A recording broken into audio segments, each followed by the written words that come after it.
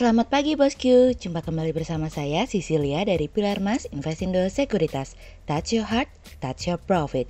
Bosku, hari ini aku mau mengajak bosku untuk ikut sekolah pasar modal online yang diselenggarakan oleh Pilar Mas berkolaborasi dengan Teach Me setiap hari Sabtu nih. Cara ikutannya gampang banget loh. Bosku tinggal buka aja nih websitenya di sekolahpasarmodal.idx.co.id. Keunggulan dari sekolah pasar modal online ini adalah bosku bisa belajar kapan saja dan di mana saja selama 10 hari kalender. Praktis kan? Kemudian modal awal untuk berinvestasi juga hanya Rp100.000 saja loh. Gimana, menarik kan bosku? Makanya tunggu apa lagi? Ayo ikut sekolah pasar modal online dan jangan lupa untuk pilih Pilar Mas sebagai partner investasimu ya bosku. Nah, seperti biasa, kita akan mulai saja nih market review kita hari ini, Jumat 4 Juni 2021 dengan episode Blacklist. Maka dari itu jangan kemana-mana ya bosku, tetap di channel Pilar Mas Investindo Sekuritas. Touch your heart, touch your profit. Pionir Sekuritas Channel di Indonesia.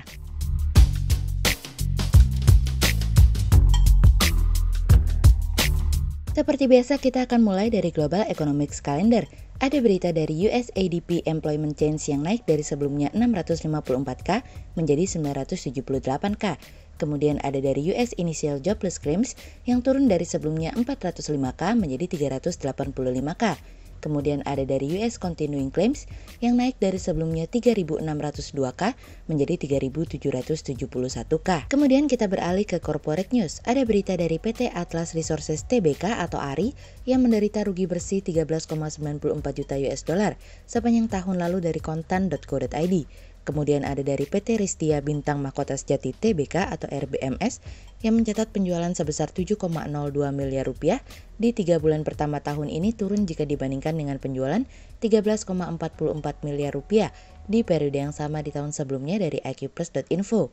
Kemudian ada dari PT Alkindo Naratama Tbk atau ALDO yang meraih laba yang diatribusikan ke pemilik entitas induk sebesar 14,62 miliar rupiah hingga periode 31 Maret 2021, meningkat dari laba 8,16 miliar rupiah di periode yang sama di tahun sebelumnya dari iqplus.info. Kemudian pada perdagangan hari Kamis tanggal 3 Juni 2021, IHSG ditutup menguat 59 poin atau 0,99% menjadi 6.091. Sektor industri dasar, aneka industri perkebunan infrastruktur, manufaktur pertambangan bergerak positif dan mendominasi penguatan IHSG kali ini.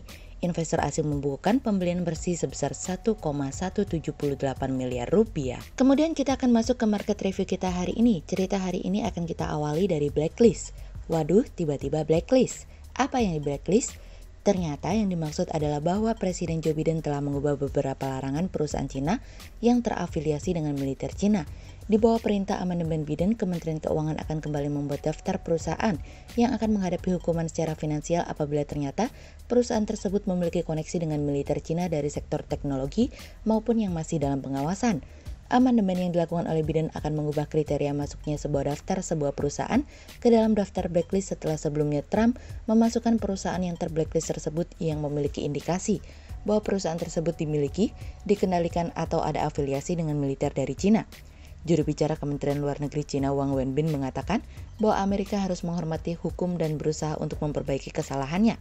Wang mengatakan bahwa masuknya beberapa entitas tersebut ke dalam daftar blacklist telah mengabaikan fakta dan situasi yang nyata dari perusahaan yang terkait hal tersebut.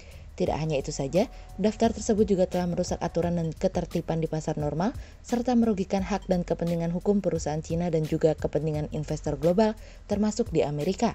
Tentu saja, Cina tidak akan tinggal diam dan akan berusaha untuk mengambil langkah-langkah untuk menegakkan kepentingan-kepentingan perusahaan Cina dengan tegas.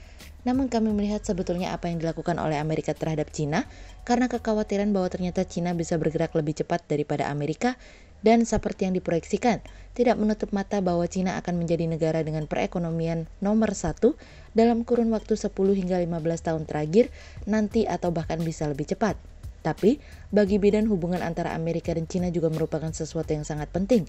Oleh sebab itu kami melihat bahwa usaha Biden memindahkan daftar blacklist tersebut ke dalam Kementerian Keuangan agar perusahaan Cina sepenuhnya dapat tunduk pada sanksi dari regulasi di pasar modal yang akan membantu pelaku pasar dan investor untuk dapat mempertahankan status quo selama mungkin. Dan setelah melalui seleksi yang ketat, akhirnya Biden resmi menandatangani perusahaan-perusahaan yang masuk ke dalam daftar blacklist tersebut. Yang dirilis ada sebanyak 59 perusahaan yang memiliki afiliasi terhadap militer Cina atau dalam pengawasan. Tentu, ternyata jumlahnya lebih besar daripada yang kita duga, yang juga ternyata membuat Cina menjadi murka. Blacklist tersebut akan resmi berlaku pada tanggal 2 Agustus 2021. Investor juga memiliki waktu 1 tahun untuk melakukan divestasi penuh. Berikut daftar nama-nama tersebut: Telekomunikasi, China Mobile Communication Group Co., China Unicom Ltd, dan China Telecommunication Corp. Pertahanan, Aviation Industry Corp of China Ltd, Aviation Industry Corp of China Ltd.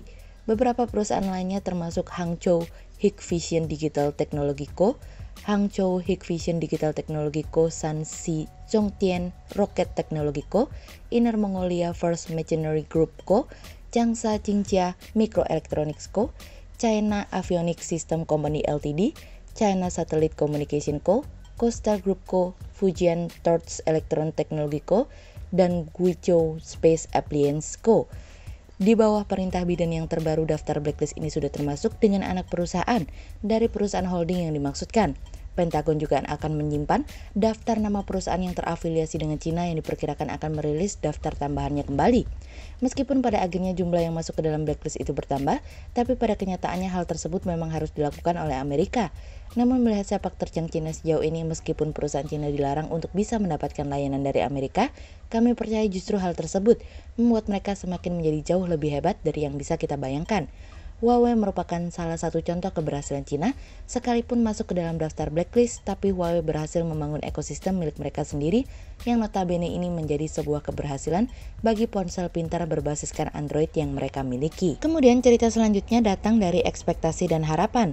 Menteri Keuangan Sri Mulyani mengatakan bahwa konsumsi rumah tangga pada 2022 diproyeksikan dapat tumbuh 5,1% hingga 5,3%. Pertumbuhan konsumsi akan sangat bergantung pada pengendalian dari pandemi.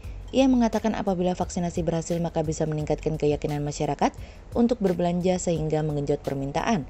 Untuk mencapai kekebalan kelompok atau herd immunity, pemerintah harus bisa mendistribusi 1 juta vaksin dalam sehari, sehingga saat ini upaya vaksinasi dinilai masih jauh dari target pemerintah.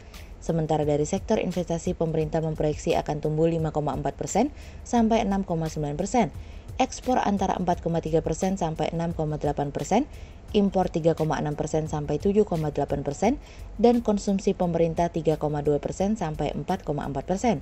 Secara keseluruhan pertumbuhan ekonomi pada 2022 diproyeksi antara 5,2% sampai 5,8%. Masih terdapat beberapa resiko yang dihadapi Indonesia di tengah tren pemulihan ekonomi. Selain dari dalam negeri, pengaruh dari kebijakan moneter dan fiskal eksternal dinilai cukup memberikan pengaruh pada pemulihan ekonomi dalam negeri di tahun depan. Saat ini inflasi di Amerika Serikat menjadi fokus para pemangku kebijakan, di mana penentu kebijakan moneter tahun ini dan tahun depan cukup banyak dipengaruhi dari data tersebut. Selain itu, kami juga melihat risiko lain yang masih harus diwaspadai, yaitu pertumbuhan ekonomi di kuartal 1 2021 yang masih negatif, progres dari alokasi PEN yang masih rendah, dan terus bertambahnya jumlah kasus baru dinilai dapat mempengaruhi kebijakan pada tahun selanjutnya. Penyelesaian pandemi perlu menjadi perhatian utama para pemangku kebijakan, di mana pemulihan dari kesehatan nasional berperan penting bagi pemulihan ekonomi secara keseluruhan.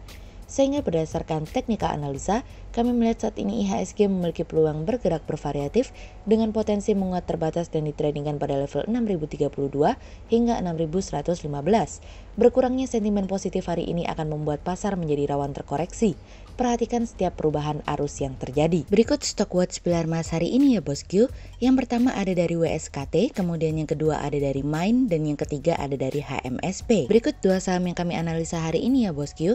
Yang pertama ada dari Pawon atau PT Pakuwon Jati Tbk yang mencatatkan pendapatan senilai 3,97 triliun rupiah atau terkoreksi 44,77% dari tahun sebelumnya 7,20 triliun rupiah.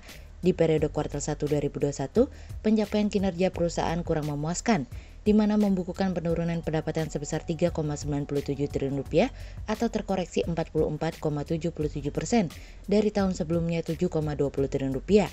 Kondisi pandemi corona tampaknya masih menyelimuti prospek kinerja perusahaan, sehingga menyebabkan segmen lini bisnis perusahaan juga turut terimbas. Segmen penjualan kondominium dan kantor turun 60,87%, sewa ruangan turun 37,24%, pendapatan hotel turun 53,70%, hanya penjualan tanah dan bangunan tumbuh 4,37%. Sehingga berdasarkan technical analisa dalam tren pada jangka waktu short term berpotensi untuk bearish dengan target 485 dan tingkat probabilitas sebesar 58%. Sementara dalam jangka waktu long term berpotensi untuk bullish dengan target 770 dan tingkat probabilitas sebesar 63%. Kemudian yang kedua ada dari PYFA atau PT Pyridam Pharma Tbk yang mencatat pertumbuhan penjualan sebesar 49% selama kuartal 1 2021 dibandingkan dengan kuartal 1 2020. Di kuartal 1 2021, perusahaan mencatatkan tren positif kinerja perusahaan, di mana membukukan pertumbuhan penjualan sebesar 49%. Di tengah kondisi pandemi corona, memberikan kesadaran bagaimana penting dalam menjaga kesehatan dari pandemi corona, sehingga ini menjadi peluang bagi perusahaan dalam menjual alat kesehatan dan vitamin suplemen. Sehingga berdasarkan technical analisa dalam tren pada jangka waktu short term, berpotensi untuk bearish dengan target 950 dan tingkat probabilitas sebesar 50%. Berikut kami akan menampilkan 40 saham pilihan dari Pilar Mas.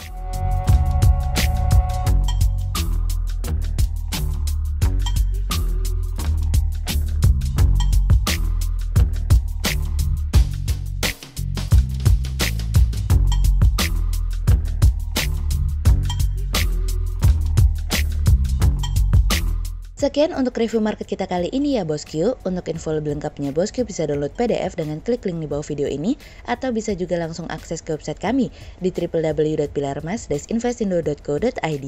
Dan jangan lupa untuk selalu jaga kesehatan buat para bosku ya. Kita akan bertemu lagi untuk market review yang berikutnya. Jadi jangan lupa like, subscribe, dan tonton terus channel Pilar Mas Investindo Sekuritas. Touch your heart, touch your profit. Pionir Sekuritas Channel di Indonesia.